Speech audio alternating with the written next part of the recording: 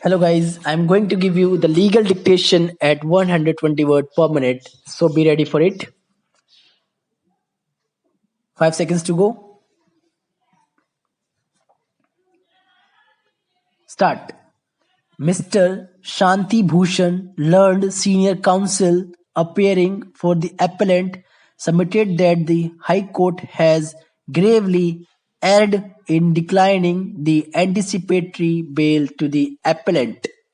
He submitted that Section 438 CRPC was incorporated because sometimes influential people try to implicate their rivals in false cases for the purpose of disgracing them or for other purposes by getting them detained in jail for some days.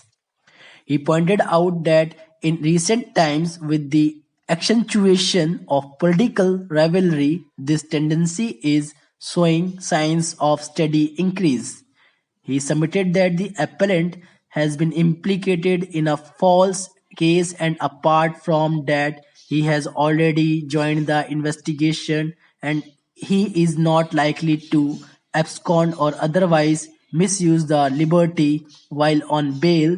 Therefore, there was no jurisdiction to decline anticipatory bail to the appellant.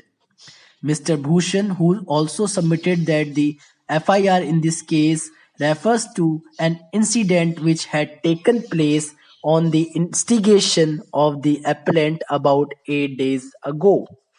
According to him, proper analysis of the averments in the FIR leads to irresistible conclusion that the entire prosecution story seems to be a cock and bull story and no reliance can be placed on such a concocted version. Mr. Bhushan contended that the personal liberty is the most important fundamental right guaranteed by the Constitution. He also submitted that it is the fundamental principle of criminal jurisprudence that every individual is presumed to be innocent till he or she is found guilty. He further submitted that on proper analysis of Section 438 CRPC, the legislative wisdom becomes quite evident that the legislature wanted to preserve and protect personal liberty and give impetus to the age-old principle that every person is presumed to be innocent till he is found guilty by the court.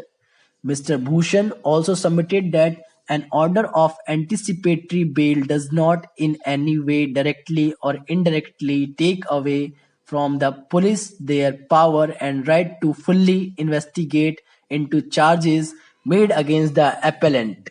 He further submitted that when the case is under investigation, the usual anxiety of the investigating agency is to ensure that the alleged accused should fully cooperate with them and should be available as and when they require him. In the instant case, when the appellant has already joined the investigation and is fully cooperating with the investigating agency, then it is difficult to comprehend why the respondent is insistent for custodial interrogation of the appellant. According to the appellant, in the instant case, the investigating agency should not have a slightest doubt that the appellant would not be available to the investigating agency for further investigation, particularly when he has already joined investigation and is fully cooperating with the investigating agency. Mr. Bhushan also submitted that according to the General Clauses Act 1897, the court which grants the bail also has the power to cancel and the grant of bail is an interim order.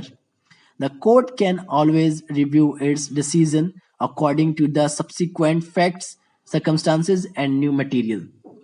Guys, do like and subscribe our channel. It will motivate us to gather such more and more matters for you. Thank you.